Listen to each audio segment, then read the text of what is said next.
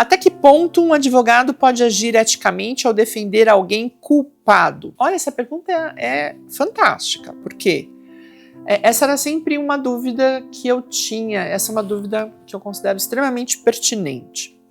Acho que a primeira coisa que a gente precisa entender é que um advogado, se ele não for um advogado vinculado ao Ministério Público, ou seja, um defensor público, ele pode sim escolher assumir ou não um caso, né?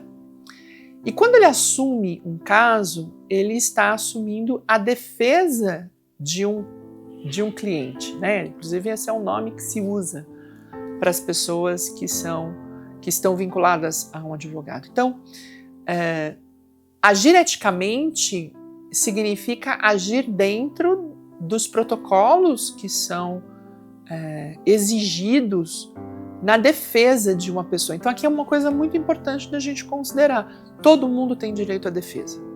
No regramento jurídico brasileiro, nós temos que ter o direito à defesa. E essa defesa precisa ser mediada pela figura de um advogado. Então, independentemente do ato cometido, você tem o direito a se defender. Aliás, esse é um aspecto bastante importante, porque uma parte das pessoas que estão no sistema carcerário estão ali de forma ilegal, porque elas ainda não foram defendidas, né? O trânsito em julgado ainda não se deu. E isso acontece porque é uma parte da população desassistida dentro desse direito. Então existem muitas instituições, muitos grupos que fazem verdadeiros mutirões para que essas pessoas tenham o direito a elas estabelecido pela Constituição Federal, que é esse direito à defesa. Mas, tirando esse contexto, quando a gente se depara com uma pessoa que busca o advogado, porque o advogado não busca o seu cliente, os clientes que acessam e que vão buscar esse apoio para o advogado, esse advogado ele pode dizer se ele tem condições ou não de assumir essa defesa. E dependendo do ato cometido, isso pode de alguma maneira ferir aspectos pessoais desse profissional. E ele tem o direito de negar assumir um caso.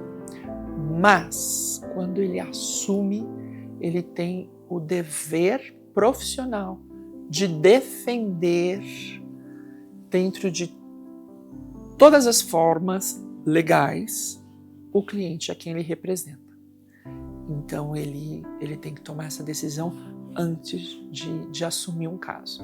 E caso ele assuma e no meio desse processo ele veja que os encaminhamentos que são dados não estão dentro do seu escopo profissional ou dentro de um caminho que considera ético, ele também pode deixar o caso. Né? Então, isso também é comum de acontecer. A gente vê aquela pessoa, né, a equipe ou o advogado que defendia a pessoa A, a pessoa B, deixou o caso, ou seja, se afasta e não se envolve mais, quer dizer, abre mão de seguir defendendo uma pessoa. Então isso pode acontecer. É bem importante que aconteça essa reflexão antes de assumir um caso, mas mesmo que esse caso já tenha sido assumido, também existe a possibilidade desse advogado não dar prosseguimento. E isso é bastante importante. É claro que os advogados que estão nos assistindo vão poder nos dar elementos mais substanciais. E eu me lembro de um professor no curso de Direito que foi perguntado exatamente sobre isso e ele disse que apenas uma vez na vida ele tinha recusado um caso, exatamente porque a pessoa que estava sendo processada teria cometido um ato que naquele momento da vida dele era impossível ele assumir. Tinha sido um ato cometido contra uma criança e naquele momento ele estava pessoalmente implicado porque tinha sido pai há pouco tempo e ele entendeu que ele não conseguiria ter o distanciamento emocional necessário para defender aquele cliente, então ele declinou e não assumiu o caso e recomendou que outra pessoa assumisse, né?